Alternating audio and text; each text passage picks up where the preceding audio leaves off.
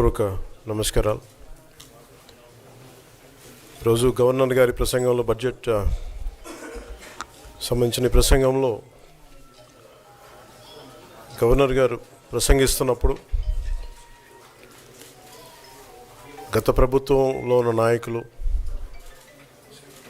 వారి సభ్యులు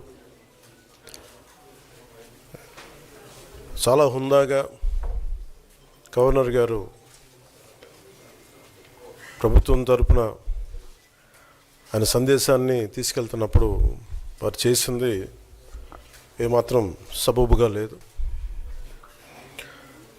గవర్నర్ గారు గత నెల రోజులుగా ఆయన ఆరోగ్య పరిస్థితి బాగా లేకపోయినా కానీ కంటిన్యూస్గా తీవ్ర జ్వరంతో బాధపడుతున్నప్పటికీ కూడా ఆయన ప్రత్యేకించి వచ్చి ఆయన ఈ రోజుని చాలా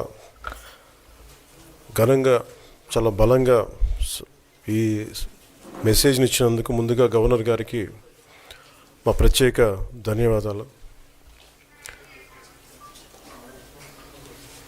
గవర్నర్ గారి ప్రసంగంలో వైసీపీ అగ్రనాయకత్వం కానీ, సీనియర్ నాయకులు కానీ, వారి ఎమ్మెల్సీ సభ్యులు కానీ గవర్నర్ గారి ప్రసంగం పత్రులు చించేయడం కానీ, లేదంటే వారు ప్రత్యేకించి డిమాండ్ మాకు ప్రతిపక్ష హోదా ఇవ్వాలి అనేది చాలా బలంగా మాట్లాడుతూ వచ్చారు.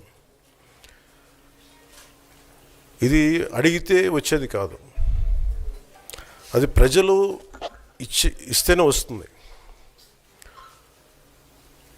బేసిక్గా ఒకటి హయ్యెస్ట్ మెజారిటీ ఎవరికి ఉంది వాళ్ళు ప్రభుత్వం ఫామ్ చేస్తారు. వాళ్ళకంటే నెక్స్ట్ స్టేజ్ ఎవరికి ఉంటే వాళ్ళకి ప్రతిపక్ష హోదా ఇస్తారు. అంతేగాని గతంలో మేము ప్రభుత్వాన్ని పరిపాలించాం కాబట్టి మా ప్రతిపక్ష హోదా ఎవరికి ఇవ్వరు. కనీసం జనసేన కంటే కూడా ఒక సీట్ ఎక్కువ వచ్చినా కానీ వాళ్ళకి ప్రతిపక్ష హోదా దక్కేది. ఈ రోజున ప్రభుత్వంలో second largest party Janasena. So దాన్ని ప్రజల దృష్టికి తీసుకొద్దాం. వైసీపీ నాయకులు వాళ్ళు చేస్తుంది ఏంటంటే మాకు ప్రతిపక్ష హోదా ఇస్తే తప్ప మేము అసెంబ్లీలో అడుగు పెట్టాం, లేదంటే ప్రసంగాలను అడ్డుకుంటాం అని. ఇది సరైన మెసేజ్ బయటికి వెళ్దాం. ఇది సరైన విధానం కూడా కాదు. ఇది ప్రజలందరికీ తెలియజేయాలనుకున్నాం. ఇది ప్రతిపక్ష హోదా ఏ పరిస్థితిలో వస్తుందంటే, మీకు రూలింగ్ పార్టీ కంటే కూడా అత్యధికంగా ఇంకొక సీట్లు వాళ్ళకంటే మీరు వస్తే, దాని తర్వాత స్థానం మీకు వస్తే ఖచ్చితంగా ప్రతిపక్ష హోదా వాళ్ళకే ఉంటుంది. 21 సీట్లు ఉన్న జనసేన, 11 సీట్లు ఉన్న వైసీపీకి ప్రతిపక్ష హోదా ఎలా వస్తుంది? మేము వస్తే తప్ప మేము అసెంబ్లీకి రాము, ఇలా గవర్నర్ ప్రసంగాలను అడ్డుకుంటాం అనేది ఇది సరైనది కాదు. ఇది ప్రజలందరికీ కూడా తెలియచేస్తున్నాం ఈ సందర్భంలో. అందుకని ఇది భవిష్యత్తులో కూడా మేము కోరుకునేది వైసీపీ నాయకుల్ని, మీకు ప్రతిపక్ష హోదా ఇవ్వకపోయినా ప్రజలు మీకు 11 సీట్లు ఇచ్చారు, దాన్ని గౌరవించి మీరు అసెంబ్లీకి రండి. మీ స్థాయికి తగ్గట్టుగా మీకు మీకు ఎన్ని ప్రశ్నలు అడగాలో దాని తగ్గట్టుగా ఇస్తారు మీకు. ఇవన్నీ దాటి మన స్పీకర్ గారు కూడా చాలా గౌరవంగా, వాళ్ళు 11 సీట్లు వచ్చినప్పటికీ కూడా చాలా గౌరవంతో ఇంతకాలం వాళ్ళకి ఇస్తూ వచ్చారు. ప్రశ్నోత్తరాల సమయంలో కూడా ఆయనకి ఇచ్చారు.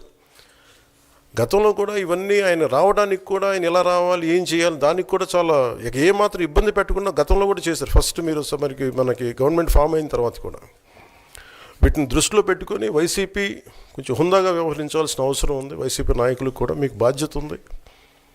గవర్నర్ గారి ప్రసంగాన్ని మీరు ఆ విధంగా మీరు ప్రశాంతంగా విని, దాన్ని వచ్చే జరుగుతున్న సమావేశాల్లో మీరు దాని మీద లోటుపాట్లు మీరు చెప్తే బాగుంటుంది తప్ప ఇలా కూర్చోబెట్టి అరుపులు, కేకలు ఇది సమంజసంగా లేదు. అంటే అర్ధాంతరంగా ప్రతిదానికి అసెంబ్లీలోకి రాగానే గొడవ పెట్టుకోవాలి, దేన్నైనా విభేదించాలనేది ఇది చాలా లో లెవెల్ ఆలోచన విధానం, లో లెవెల్ స్ట్రాటజీ. అది ప్లీజ్ మీరు అప్గ్రేడ్ అవ్వండి, మీరు అప్లిఫ్ట్ చేసుకోండి, మీరు కూర్చోబెట్టి డెమోక్రటిక్ ప్రాసెస్కి గౌరవం ఇవ్వండి. మనస్ఫూర్తిగా వైసీపీ నాయకులకి ఇది నా విన్నపం, నా విజ్ఞాపన.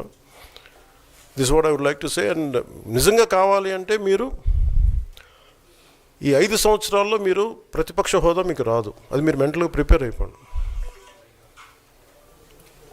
11 సీట్లతోటి మీకు ప్రతిపక్ష హోదా ఇవ్వబడదు, రాదు. ఎందుకంటే ఇట్ ఈస్ చంద్రబాబు గారు, గౌరవ ముఖ్యమంత్రి చంద్రబాబు గారు డిసైడ్ చేసేది కాదు, జనసేన డిసైడ్ చేసేది కాదు. దానికి రూల్స్ ఉన్నాయి, దానికి రెగ్యులేషన్స్ ఉన్నాయి, నామ్స్ ఉన్నాయి. ఉదాహరణకి నేనే ప్రభుత్వం, మన కేంద్ర ప్రభుత్వం ఫార్మేషన్కి మేము వెళ్ళినప్పుడు పార్లమెంటరీ లీడర్ని ఎన్నుకోవాలి మనం కూర్చున్నప్పుడు, ఎన్డీఏ పక్ష నాయకుడు ఎన్నుకోవాలనుకున్నప్పుడు నేను నాయకుల స్థాయిలో నేను కూర్చున్నాను. అదే నేను ఇక్కడ మంత్రిగా ప్రమాణ స్వీకారం చేసేటప్పటికి నన్ను ప్రధానమంత్రి గారి పక్కన నన్ను కూర్చోబెట్టలా. నేను డిప్యూటీ సీఎం అయినప్పటికీ కూడా అది మంత్రి హోదానే కాబట్టి తిరిగి నన్ను మంత్రులందరూ పక్కనే కూర్చోబెట్టారు తప్ప ప్రత్యేకంగా నన్ను అక్కడ కూర్చోబెట్టలేదు. They are very specific rules and regulations నడుస్తాయి. ఉదాహరణకి పొద్దున కూడా స్పీకర్ గారు ఎదురొస్తే, నేను అసెంబ్లీలోకి అడుగు పెడతా ఉంటే స్పీకర్ గారు ఎదురొచ్చారు. మనకి వచ్చి ఆయన కూడా ఆయనతో పాటు రండి అని వెళ్తుంటే ముందుకు తీసుకెళ్తుంటే నాకు అనిపించింది, సార్ ఇది డిప్యూటీ సీఎంకి ప్రోటోకాల్ ఉండదు, ఓన్లీ ముఖ్యమంత్రి గారు, స్పీకర్, మనకు కౌన్సిల్లో ఉండే చైర్మన్ ఆయనే మీరు చేయాల్సింది తప్ప ఇది మేము ఉండేది కాదని చెప్పి నేనే వెళ్ళిపోయాను. ఎందుకంటే మేమే ప్రోటోకాల్స్ బ్రేక్ ఎందుకు చేయమంటే మాకు లేని ప్రోటోకాల్ మేము అడగం. అలాగే వైసీపీ నాయకత్వం కూడా గుర్తించాల్సింది, ఇది మీకు హోదా ఇవ్వబడదు. ఇది చంద్రబాబు గారు ఆప్ చేస్తేనే కాదు, ఇది ఎవరు ఆప్ చేసింది కాదు, మీకు ప్రజలు మీకు ఇవ్వలేదు. మీకు అది మీరు దృష్టిలో పెట్టుకొని మీరు ప్రవర్తించాల్సింది మనస్ఫూర్తిగా నేను వారిని కోరుకున్న. అంతేగాని వారిని ఎక్కడ అవమానం పరచాలని కానీ వారిని తగ్గించాలని కానీ లేదు. 175 సీట్లు కేవలం 11 సీట్లు ఇచ్చారు వాళ్ళకి. ఆ దృష్టిలో పెట్టుకొని ప్రవర్తించవలసిందిగా మనస్ఫూర్తిగా వారికి కోరుకుంటూ మీకు తెలియజేసుకున్నాను. Thank you.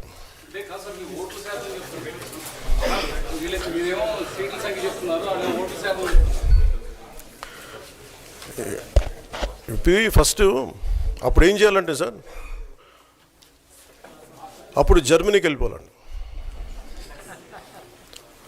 ఇప్పుడు జర్మనీలో ఏంటంటేనండి, నేను జర్మనీ రిజల్ట్స్ కూడా ఇది వచ్చినాయి చూస్తా ఉన్నాను. ఎలక్షన్స్లో 25% వచ్చిన హైయెస్ట్ పర్సంటేజ్ ఆఫ్ వచ్చిన ఓటుకి ఇన్ని ఎంపీస్, ఇంత అసెంబ్లీ స్థానాలు ఉంటాయి వాళ్ళకి. 5% మించి తక్కువ వస్తే 5% ఓట్లు మిగతా వాళ్ళు పంచుకుంటారు. మనకు అలాంటి బెనిఫిట్ మనకు లేదు కాబట్టి మన రాజ్యాంగంలో లేదు. వాళ్ళు మంకు పట్టు పడితే they are free to go to Germany. Thank you.